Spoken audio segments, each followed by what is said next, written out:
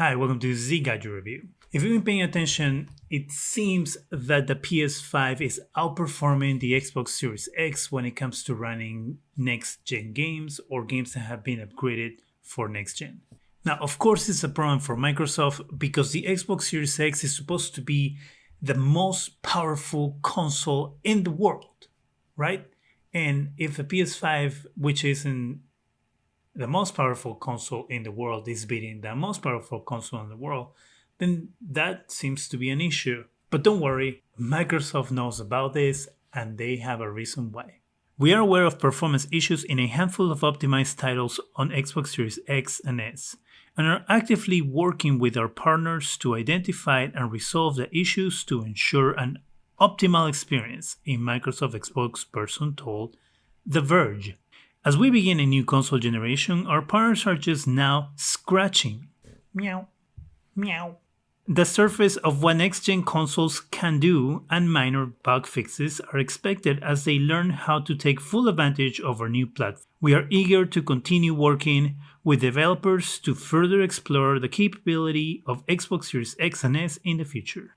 Of course, this is the type of answer you're going to get from a corporation. This is a corporate answer, which amounts to a bunch of BS. And the reason is because The Verge has been doing an investigation on the subject. And this is one of the things they have to say about the disparity in performance. Microsoft only allowed developers to submit games for Xbox Series X certification in June, after delivering an update to its Game Developers Kit GDK that followed the company's rather tight schedule for dev kit allocations, all while I've been consistently hearing that many developers had access to PS5 dev kits far in advance of Xbox versions. So I guess in a way Microsoft has themselves to blame for waiting so long to get the developers tools in their hands to do right by the console. June was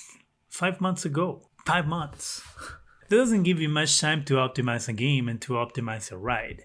Which I guess it kind of makes sense that we were seeing a lot of gameplay on PS5 for games, and not as much on the Xbox Series X, unless the game was an in-house game, meaning a Microsoft game, kind of like Gears of War 5. Obviously, it's something they can optimize really quickly, and I will hope and assume that Microsoft Studios will have these tools available to them a lot earlier than third-party developers. And that answer that they gave, developers are barely scratching the surface of the blah blah blah, that's just BS. Because yes, of course, it's going to take some time to optimize games and to get used to the new software and hardware and all these things, because it's a new system. But if you don't give them enough time to do their jobs, then of course your console is going to suffer when these games come out. And when the competition has given these developers enough time to do what they're supposed to do, the game is going to look better on the other system. So I'm sorry, but you knew what you did and then you didn't care. Or you did care, but you just, as this last couple of generations has become, we'll patch it later. We'll take care of it later. We'll fix it in post kind of mentality that is permeating through the whole gaming industry with patches and stuff. That's one thing. The other thing is, of course, the fact that we have a pandemic and that a lot of things changed in the world at the beginning of the year. So I'm sure a lot of things got pushed back, kind of people going and working from home and figuring out how they're going to do those things. My thinking is, why didn't they just wait to release these consoles until later? I know you have deadlines and boards that you need to, appease and all these things. But why not delay the release of these consoles until like March of next year or April of next year and give time for all these games to properly work in these consoles to make sure that there aren't going to be any issues? Because at this point, consumers are taking the brunt of all these things being rushed. We're seeing a lot of issues with the PS5. We're seeing issues with games running on the Xbox Series X. I mean, like Call of Duty breaking people's consoles. The issue with the autosave on Xbox Series X and S that I did a video on here. This is showing that pushing things when they're not ready creates problems. And not only creates problems for the companies because they get bad publicity, but for the consumer who spends a lot of money on a system for it to work right.